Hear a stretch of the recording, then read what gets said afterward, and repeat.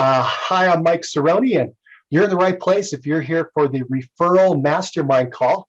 What we're going to be doing today is getting together and talk about referrals from your friends, your family, your past clients, how that's working, how to get more, what programs to have in place, wins, losses, the whole gambit around this idea of how to do better in our referrals from our PCSOI, our past clients, and our sphere of influence.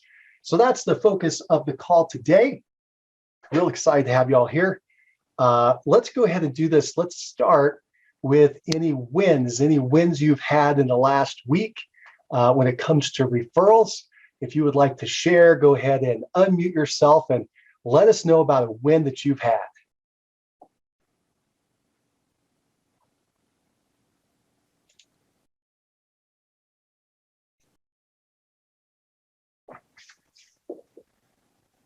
All right. If you come up with a win you want to share, just be sure to unmute yourself and let us know what you're thinking. Let's do this. Let's move into now the purpose of a mastermind. Let me make sure we get out there. This is an open mastermind, which means we're coming together, we're sharing our ideas, we're asking the rest of the group to participate and help us maybe brainstorm some ideas. And the whole idea of the mastermind is you have more than one mind working on a challenge, a problem. We can find solutions faster, get more depth of experience that we can bring to the issue.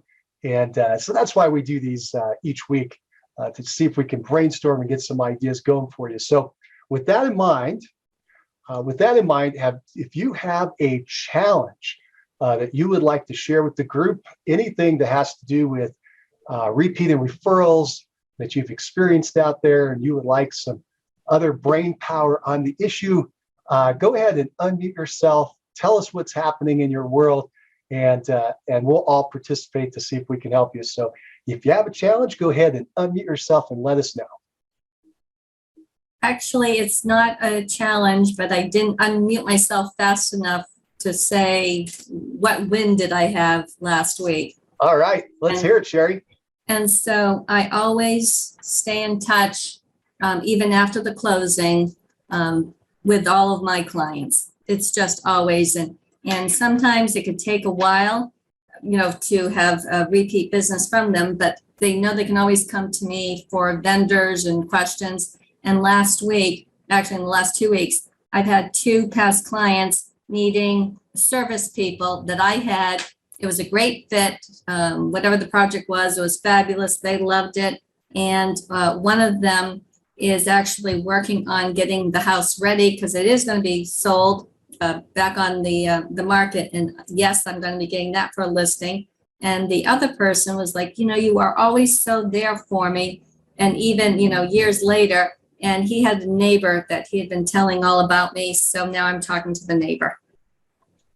That's beautiful. Coming from contribution that you don't stop at the closing table, and they knew that I was always going to be a trusted resource for them in the future. That is awesome. Sherry, how do you, if you don't mind me asking, how do you set that up? When do you start to introduce that concept? How do you set it up? And then how do you perform on that so that people know you are around after the closing for their referrals? I'm assuming this starts before you get to the closing. Is that true? Absolutely, absolutely. So I have a monthly newsletter that it goes out, digital, and it takes them to my website where I always have an updated list of vendors. And, maybe once a quarter in the newsletter, I'll be showcasing some new vendors saying, remember, if you ever need anything, here I am. But starting before the closing, if it's like a listing or for the buyers, they already know about that list because chances are we've already used somebody from my vendors to take care of something to get us into the closing to begin with. And so, yes, it's just always there. They know it from the get-go.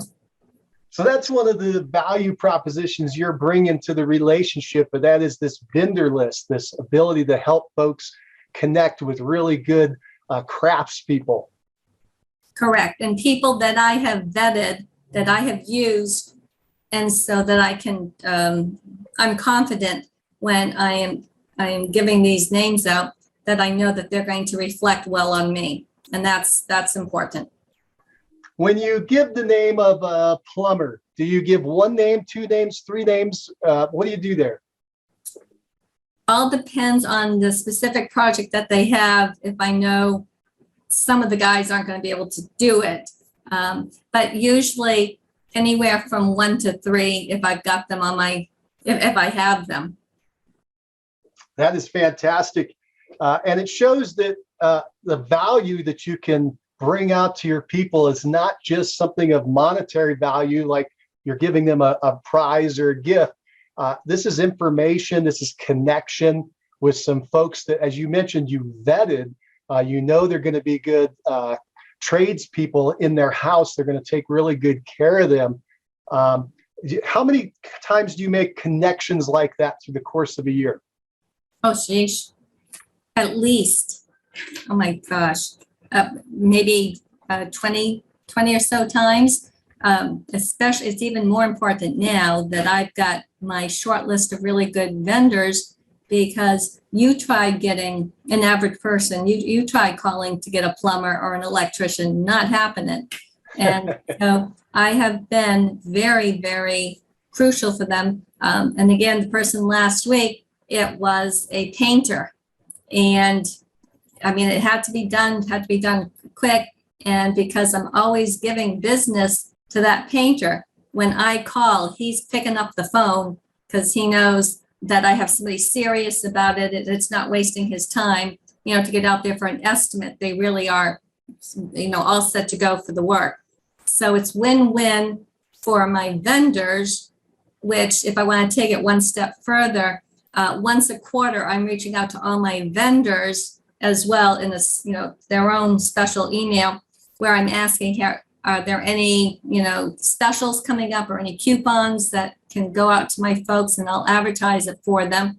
So yes, I'm also, not a lot, but getting some business, real estate business from those guys, but also from the fact that they know I'm using them exclusively. They're picking up the phone when I call. So important. What a great gem you just laid down. You just mentioned that you are reaching out to your vendors once a quarter, and you're asking them if they have any specials going, any coupons they have going, any discounts or advantages that might be attractive to your people. And then you're putting that in front of your people. And as you mentioned, it's a win on both sides. Your people love that you're thinking of them and looking for a way to get a discount or a break of some kind. Your vendors love it because you're connecting them with more business. They don't have to spend as much on advertising. It's a big win for everyone. I'm assuming that you would promote. How would you promote that if, say, your painter was going to do a 10% off? Would you put that in your newsletter? Yes. Would you make calls outs? What would you do? So that would be at the bottom of my newsletter, just, showcasing the coupon. And we always do something cute, animated for those coupons, so it really catches people's attention, that it doesn't look just like junk mail, that it's something funny tied in with maybe something else I'm talking about in the newsletter. Is this a snail mail newsletter or an electronic? Digital. It's digital. Okay, so it's nice and easy for you also to put out and get out there into the space. Are you having them, when you put it out on the newsletter, are you having you as the reference for people to contact, or are you putting the phone number of your vendor in there? So the coupon, if it's a coupon, it's directly, for the vendor. But otherwise, when I'm talking about the vendors, it's the link to my website page for the vendors. So they got to come through to my website. That's smart. And you have a centralized place that you can make any updates or changes Yep. that you need to. Yeah. So the vendors have their own page on the website. And when you say that, is it one page with all the vendors listed A to Z, or how does that look? And does it have their contact information there? Or again, are you asking your folks to contact you first? So it is one page. It's not everybody A to Z. It is grouped: painters, electricians, plumbers, and then, up to maybe a dozen names and all their contact information under whatever those headings are. And then they can reach out coming through my website, but then they can reach out to the people directly. But again, as in the last couple of weeks, I had frantic people. The painter one, they just closed in March, and frantic. They're like, Sherry, we know you can fix this. And so it's like, yes, I can. And got the guy over there. And what was in best news, we had quite a little storm come through the southern Maine area this week, last week. And when the guy was trying to get to the house, a tree blocked the road, totally blocked the road. And so he just parked the car and he walked to find the house to get there. He didn't want to miss the meeting. Oh, boy. Wow. Wow. Let me ask another bonus question. Thank you for opening and sharing so much, Sherry. But on this list, these vendors, they're getting on your list. You have this great relationship. Are the vendors participating with you in any events or marketing, or are they paying to be on the list, as part of their advertising, anything like that? Or is it just that you're doing service connections? Service connections. And so I'm not, so again, if their name is on the list, it's because I truly am confident about their abilities. I have used them. I've seen their work and their ethics and everything else. So I know it's going to be a good fit for any of my clients. So nobody is paying me, bribing me to be on the list. You have to earn it. Right. Now, you mentioned that some of your vendors also send you a referral now and again. Yep. Over the course of a year, how many referrals that close do you think come from this vendor list? Not really. Maybe, somewhere like 2 to 4. Only 2 to 4? Yeah. Yeah. Well, that pays for a lot, though, doesn't it? It does. But again, it's more important for the people who really are my raving fans that are giving me more business, that I am providing, even if I'm not getting business per se from those vendors, the fact that I have the vendors and they're able to go over and assist my past clients, that's priceless. And I'm going to be getting referrals and more business from those people. And definitely the numbers on that, I know exactly, how many times that's responsible for just having somebody remember, oh yeah, that's Sherry. Yep. And she always helps with that. And oh, by the way, now I'm looking to sell. I got to call Sherry. You mentioned, I'm sorry, I only heard the very end for clarity in my head. Did you say your numbers, like how many referrals you typically receive out of your database? Is that what you were saying? Yes. Give us those numbers if you don't mind. So each year from my database, and obviously it's taken years to get to this point and everything else, but I am a solid 75% each year coming from my database. And I have had moms tell their children or tell neighbors, or the best part, the best one I have is actually my ex-husband used me to buy his house. And when his friends were asking, he goes, I wouldn't have trusted anybody else. So people on the database, it's a solid 75%. And then the other 25% is I'm a relocation specialist for Berkshire Hathaway. So that's pretty heavy on that. But I'm not out really marketing because it takes more effort to market than it does to just keep the ones you've already got. Absolutely. Every business knows that too, not just real estate. It's easier to keep a happy client than to go find a new one. I think I'm trying to remember the numbers. I used to know them. I think it's 4 times more expensive to go get a new client than to keep a current one. And so very smart strategy. Now, just for clarity, and again, you don't have to answer if you don't want to, but you said 75% of your business is coming from your list. How many closings a year are we talking about? So I'm in the 40 a year. So is that 40 total or 40 that are coming from a referral? No, well, that's like the minimum is 40 a year. I'm just a sole, just me, myself, and I. So that's fantastic. So about 30 closings from your referrals. Yep. And how big is your PCSOI list, your past client sphere of influence list, your database? I've got, well,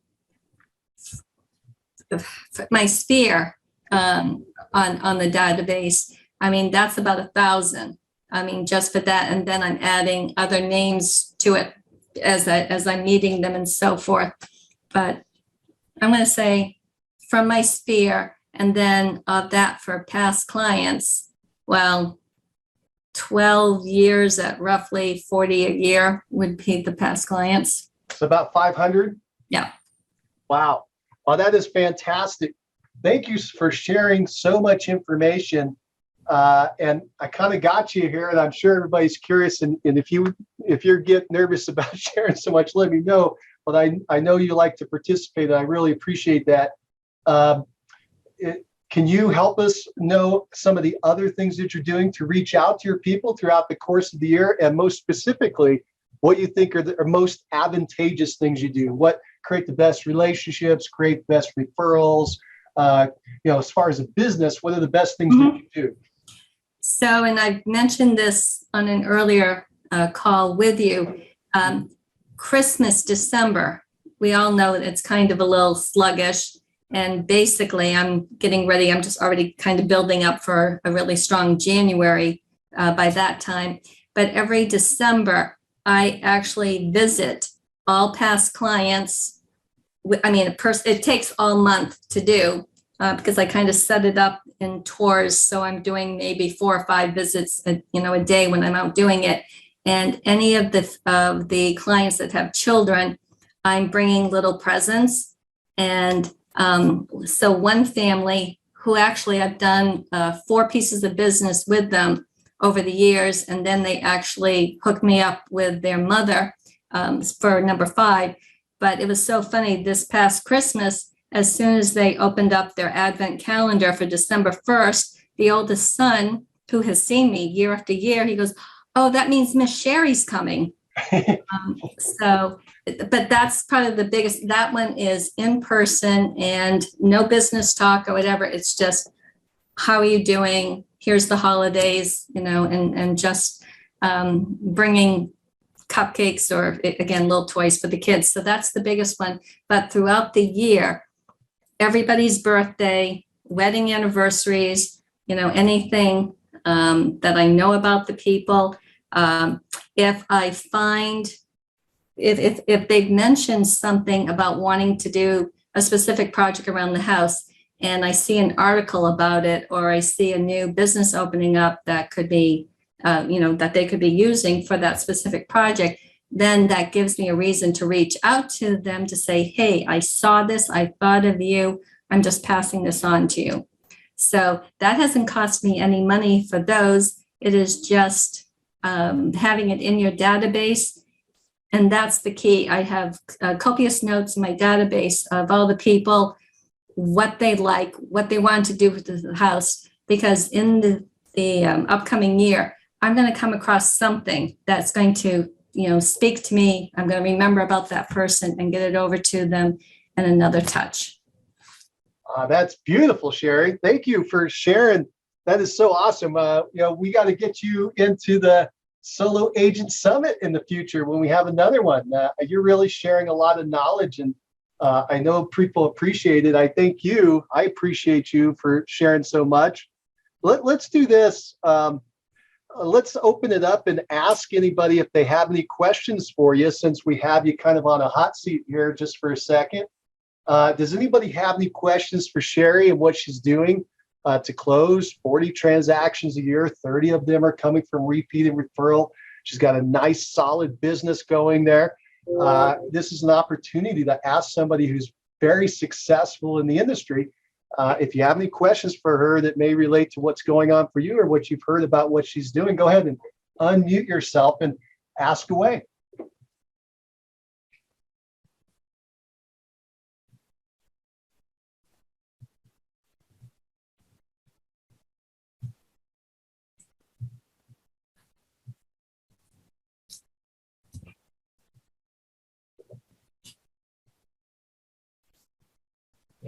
We must have covered everything, Sherry. They don't have any questions for us. There it is. There it is. Again, maybe they can't find the unmute. Just look for your unmute button and be sure to participate. This is a participatory mastermind. We all want to share. Sherry, this has been so much fun. I really appreciate you coming back in and helping again today. Feel free to chime in if you think of any other ideas that we should all know, and any benefits or any questions or challenges that you may have that you would like us to dive into and help out with. Let's do this. Let's open it up for anybody who has a challenge that they would like to present it to the mastermind and look for a solution, or like Sherry did, a win that you would like to put out there and share with. Remember, we're all here to help one another. That's the purpose of this mastermind, is to just push our businesses forward. See if you can think of some ideas. For instance, Sherry just let down all these gems. I hope you were picking them up and writing them down. And I love nothing more than inspiration. That's valuable, but also some of those ideas and concepts she was given were pretty cool. But again, if anybody has any challenge, issue, when it comes to referrals that you would like to share, go ahead and unmute yourself and let us know what you're thinking.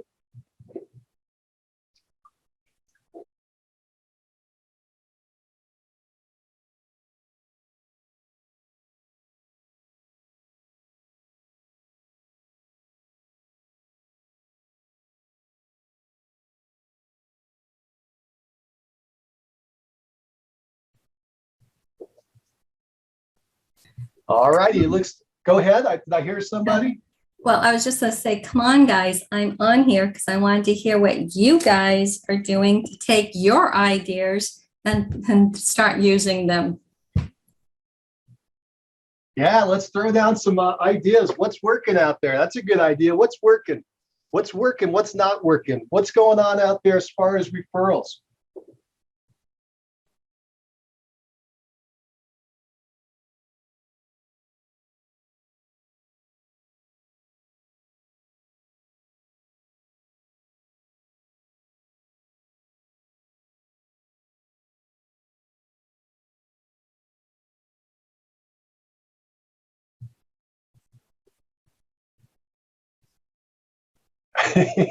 Okay, well, we'll just keep rolling. Let's do this. Let me switch the topic up just for a second. How's everybody doing with the shift that's going on in the market with the increased interest rates? I like to get a kind of a pulse feel on the market, and the best way to do it are places like this where we have people from all over the place, and we can kind of see what's happening in different markets, because real estate is local. Your local market, your local economy, your local employment will dictate what's going on in your local market. But we have this overarching thing called interest rates, which affects all of us. And but it may not affect everybody at the same time or in the same way. So what are you experiencing in the market? Are you seeing a shift? Are you seeing a slowdown? The affordability for buyers changing for you? The attitudes changing? Or has everything been the same? It's status quo. Nothing has changed in the last couple months. Tell me what you're seeing out there. Go ahead and unmute yourself and let us know.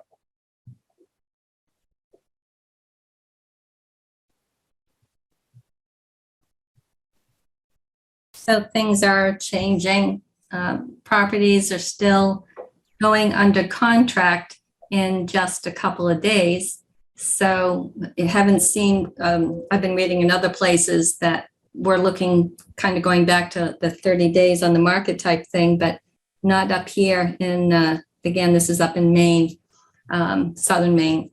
And the thing though that's different is instead of it being 30,000, 50,000, some cases over 100,000 over asking price, and having to write in appraisal gap language on all your offers, it's only going maybe only a few thousand, maybe 10,000 over asking price. And I'm seeing a lot that are just coming in at the asking price. And people, and this is the big thing for my buyers, we are back to asking for assistance with closing costs that, 2 months ago, we wouldn't even have thought of doing to have our offer be competitive. And now that's probably the biggest thing that I'm starting to see, buyers asking for help with closing costs again. Sherry, that makes me happy. That makes me happy. An overblown market is fun. It was one of my favorite times to work, but it's not good long term. So I'm glad that the buyers are getting a little more control. I'm assuming they're able to keep their appraisal clauses now, and maybe their inspection clause. As you mentioned, they're able to ask for some compensation or consideration from the seller, seller concessions. That makes me feel good. I'm glad that we're moving back more towards a normal market. Thank you for sharing. That's up in Connecticut. Anybody else in a different market? Can you chime in and tell us what you're experiencing as far as same market, different market, what's happening, the attitude and what you're seeing out there? Go ahead and unmute yourself. Let us know.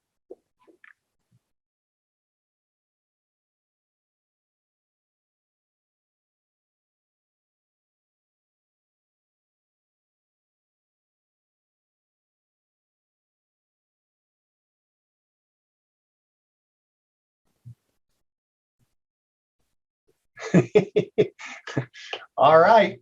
All right. Well, if you come up with anything you'd like to share, let us know. And if you have anything you would like us to address in this mastermind call, go ahead and let us know. Unmute yourself and give us your thoughts, because we're going to wrap this up if we don't have any more folks that want to share, just because we all have things to do. But I want to give you the opportunity. If you have something you would like to throw out there, don't be shy. Go ahead and unmute yourself and let us know what you're thinking.